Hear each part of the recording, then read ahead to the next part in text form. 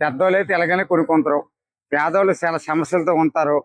కాబట్టి ఈ నిత్యావసరమైన ధరలపైన పప్పులు ఉప్పులు అటుపైన కూడా కొంచెం రేట్లు తగ్గించి పేదోళ్ళకి న్యాయం చేయాలని కోరుతాను.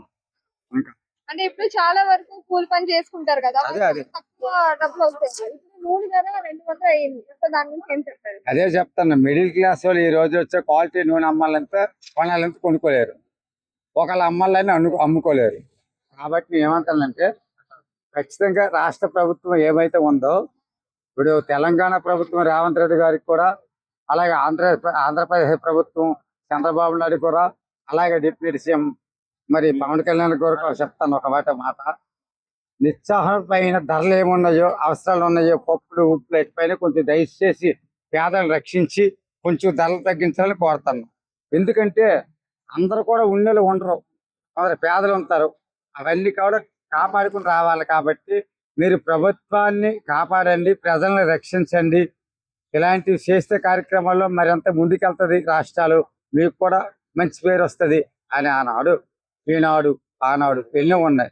కాబట్టి ఆంధ్రప్రదేశ్ ముఖ్యమంత్రులు మరి నారా చంద్రబాబు నాయుడు గారికి, మరి తెలంగాణ ముఖ్యమంత్రి మరి శ్రీ రేవంత్ రెడ్డి గారికి, అలాగే ఆంధ్రప్రదేశ్ ఉప ముఖ్యమంత్రి శ్రీ పవన్ కళ్యాణ్ గారికి అందరికి కూడా కోరవలసింది ఏంటంటే, కొంచెం ప్రతిరోజు వాడే నిత్యావసరమైన పరిస్థితుల్లో ఏ ఉంటాయో వాటిపైన నిత్యావసర ధరలు కూడా తగ్గించాలని మీరందరూ కూడా మా పైన అభిమానించి మా పైన దయచేసి కొంచెం రేట్లు తగ్గించండి.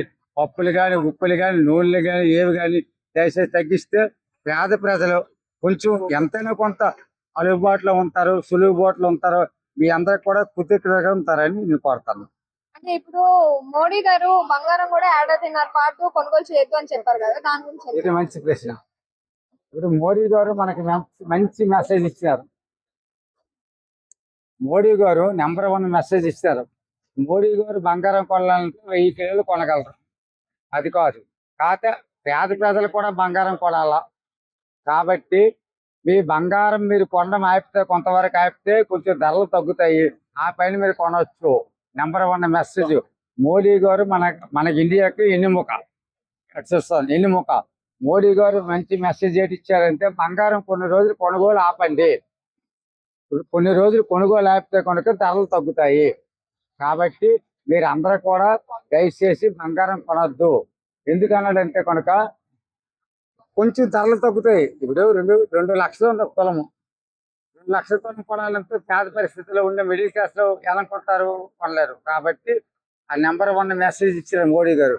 కాబట్టి మీరు దయచేసి మన తెలుగు రాష్ట్రాలకి విజ్ఞప్తి, కొంచెం ఆగండి. బంగారం పైన మీకు తొందర లేదు.